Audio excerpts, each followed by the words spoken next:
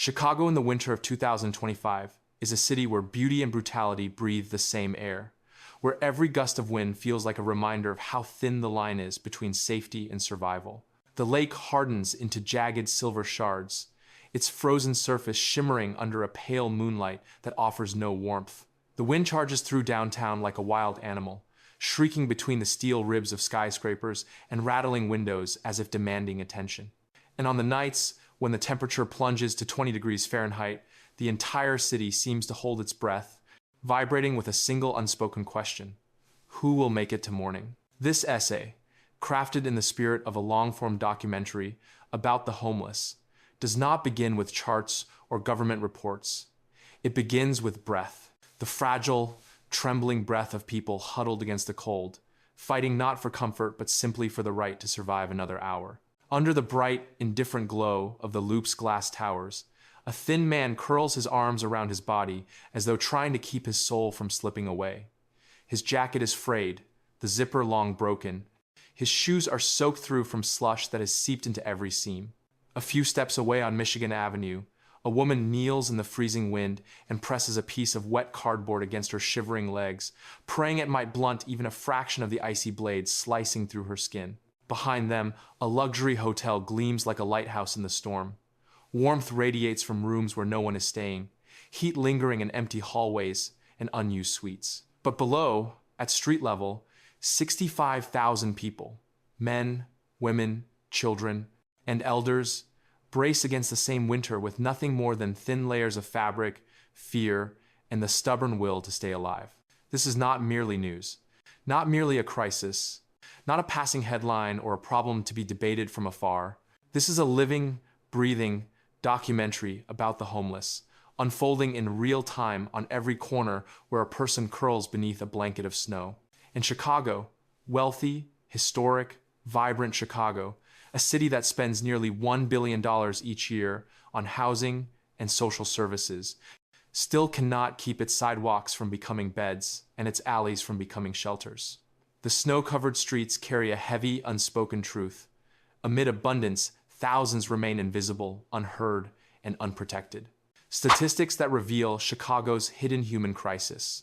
To understand Chicago's homelessness crisis, one must look beyond the icy streets, the makeshift tents, and the silent figures huddled beside heating vents. The truth lies buried in the city's data, numbers that, when assembled, reveal a humanitarian emergency unfolding in slow motion.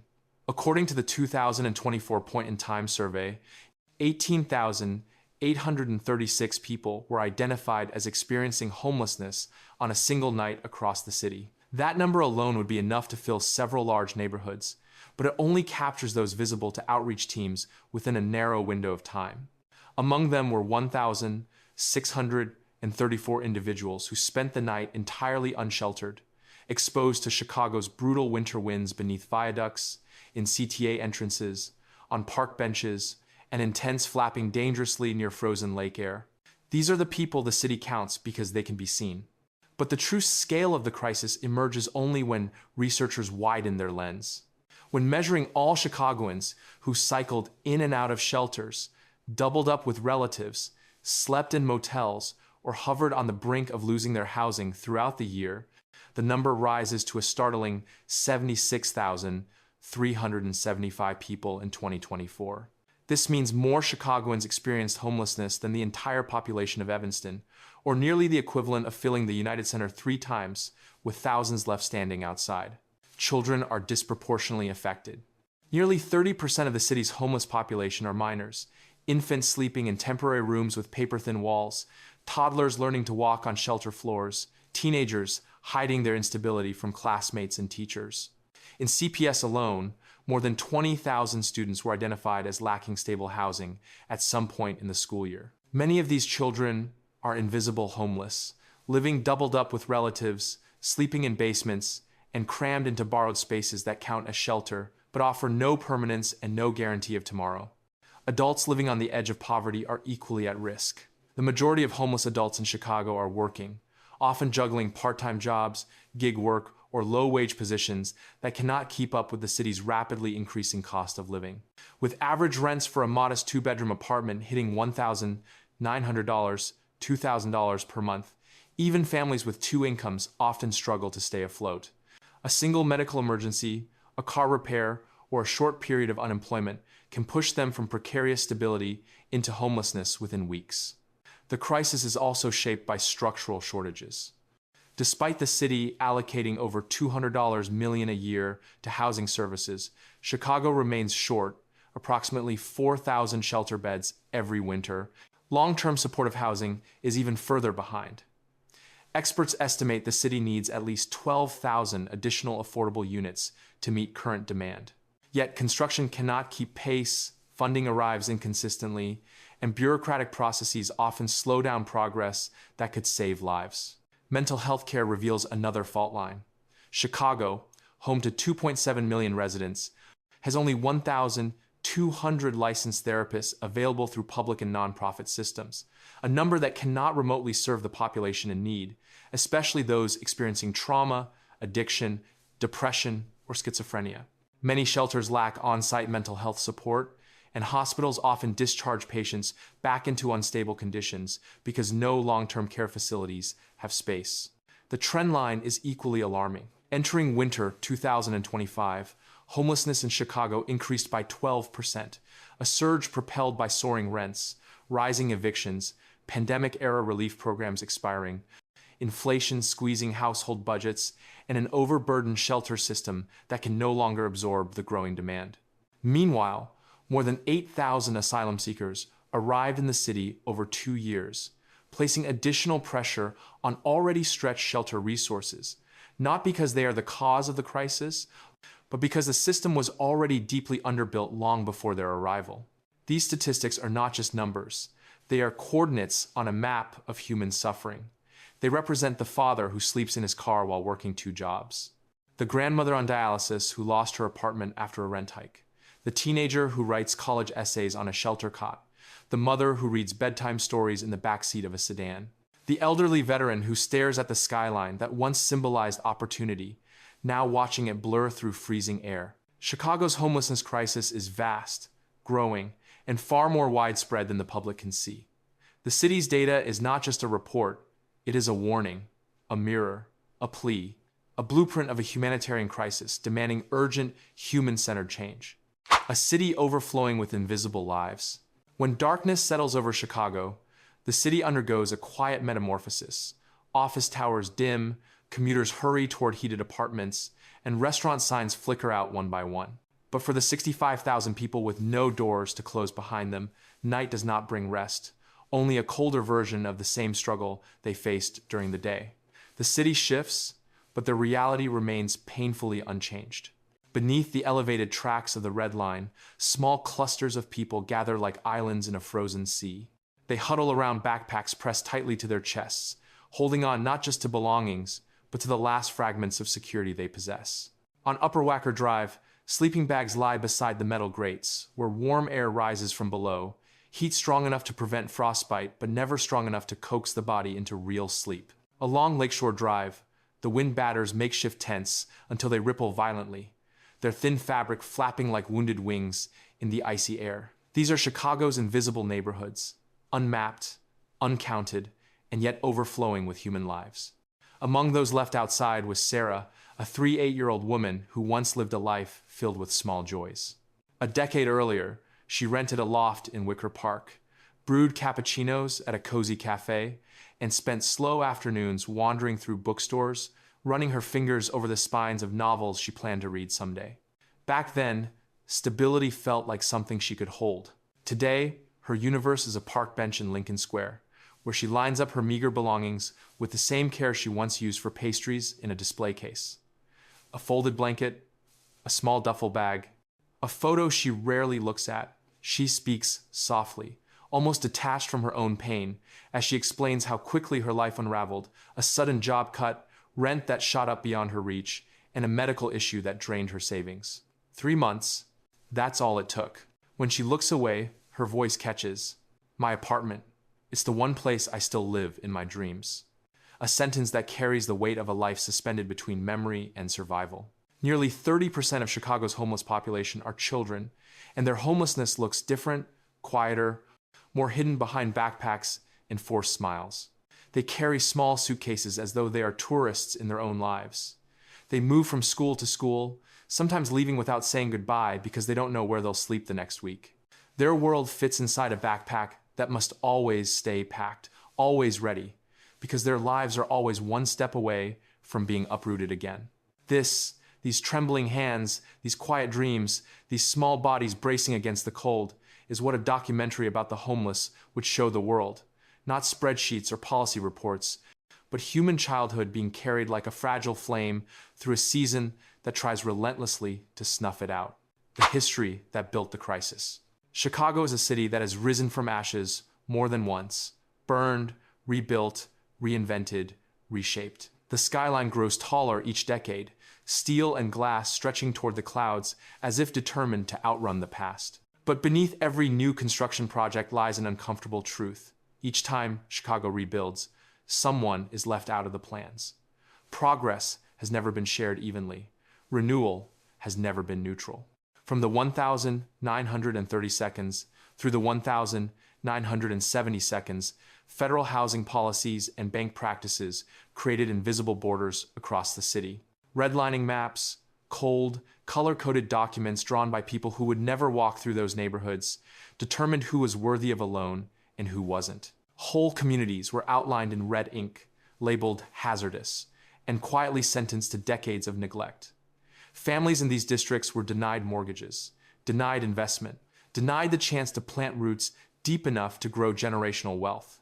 Even today, the ghosts of those decisions still walk the streets. You can feel them in the uneven sidewalks. You can see them in the boarded-up buildings. You can hear them in the stories of people who were never given a fair starting point. Look closely, and the legacy becomes undeniable.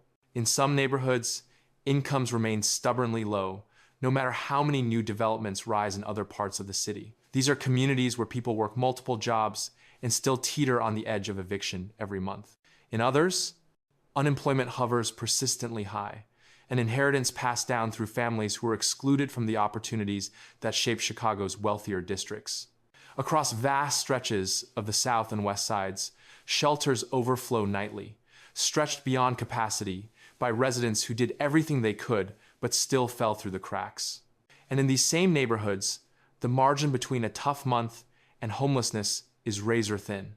One medical bill, one layoff, one rent hike.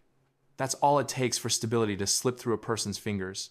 This is the landscape a documentary about the homeless would reveal, not just tents and cold nights, but the historical architecture of inequality itself. A system built over generations, where suffering didn't appear out of nowhere, but arrived as the predictable outcome of choices made long ago. The rising tides that wash people away. A December 2025 report revealed a troubling reality.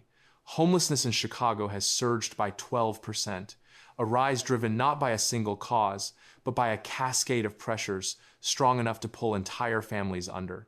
Rents continue to climb relentlessly, with even a modest two-bedroom apartment now demanding $1,900 to $2,000 a month, far beyond what many working residents can sustain. Meanwhile, salaries remain frustratingly stagnant, failing to keep pace with inflation, leaving households earning the same while everything around them grows more expensive. The social safety nets, meant to catch people before they fall, are thinning as well, strained by funding cuts at both the city and federal level. Chicago's mental health system, already overwhelmed by a population of 2.7 million, supported by only 1,200 therapists, can no longer meet the rising need, pushing vulnerable individuals closer to the edge. Affordable housing remains painfully scarce, with demand now more than double the available supply. And so families face impossible choices every single month. Should they pay rent or buy the medication that keeps a loved one stable? Fill the gas tank to get to work, or feed their children dinner? Spend money on winter coats to survive the cold, or keep the lights on for another week? When daily life becomes a relentless equation of sacrifice, even one misstep, one illness, one missed paycheck, one winter storm can push a family from fragile stability into homelessness. A system defined by shortage. Chicago invests heavily in housing programs, more than $200 million every year. Yet the city still falls short by nearly 4,000 shelter beds. The shortage does not stem from indifference, nor from any lack of dedication among the people who run these shelters. The truth is far more devastating. Need is expanding faster than resources can keep up, like a tide rising just a little higher with each passing month, swallowing the city's capacity no matter how quickly it tries to respond. The crisis becomes even more visible in the realm of outreach. Lincoln Park Community Services, one of the city's most vital lifelines for people on the streets, announced that it will shut down its outreach program on December 31, 2025, an unimaginable moment for such a closure, right as winter deepens and people need it most. The reason is painfully simple. The funding has run out. At the same time, the city attempts to merge services for long-term homeless residents with support for newly arrived immigrants. It is a compassionate idea in theory, but nearly impossible to execute with the current limits on space, staff, and shelter capacity. And then there is Rosa. One morning, she receives a notice informing her that her family's time in the shelter will be shortened due to dwindling resources. She holds the paper tightly, her hands trembling, trying to steady her breath as her children look up at her and ask if they will be okay. Rosa nods, because that is what mothers do. But inside, her chest feels like it is collapsing under the weight of fear, uncertainty, and the relentless ticking clock of homelessness. Her story is not unique. For thousands of families across Chicago, homelessness is not a personal failure, not a lack of effort or character. It is the direct result of systems that were never built to withstand this level of need. The light that survives in the dark, even in the cruelty of winter. Chicago's communities refuse to let the city go dark. In Pilsen, a small neighborhood church becomes a nightly sanctuary. Its wooden doors open wide, releasing the warm glow of kitchen lights and the scent of simmering soup into the frozen night. Anyone who walks in is welcomed. No questions, no paperwork, no judgment, just a hot meal and the rare comfort of being treated like a human being. Across the city, the night ministry guides its mobile medical bus through dimly lit streets, acting like a heartbeat pulsing steadily through the cold. Nurses and volunteers treat infected wounds, distribute medication, and offer gentle conversation to people who have gone weeks without hearing their own names spoken with warmth. For many, the simple act of being acknowledged feels like medicine stronger than anything inside the bus. Farther north in Rogers Park, neighbors transform a patch of sidewalk into a makeshift giving ground. Tables appear at dusk, covered with coats, socks, gloves, small armors against the cold, free for anyone who needs them. A young boy shyly donates his favorite scarf.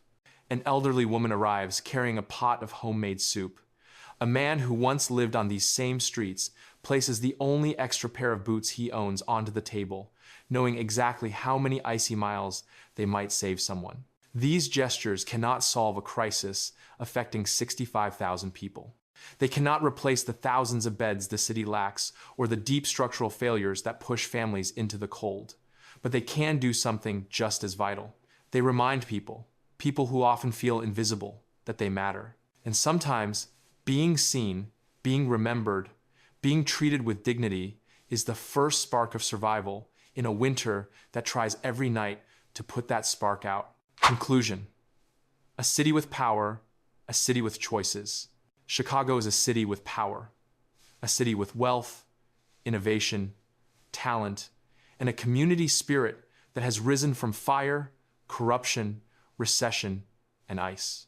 It is not a city without resources. It is a city without clear priorities. Because today, the system spends more energy dismantling tents than building homes, more time trimming budgets than expanding lifelines, more effort managing homelessness than ending it. But priorities are not destiny. A city can change them. A city can decide deliberately, unapologetically, that people matter more than numbers on a spreadsheet, that protecting human dignity is more important than preserving convenience. That humanity, not bureaucracy, is the foundation on which a just future must be built. A city can choose to listen when its citizens speak, especially those whose voices have been buried beneath the noise of daily survival. This essay, this documentary about the homeless, is not merely a mirror held up to the winter streets. It is a call, a plea, a reminder.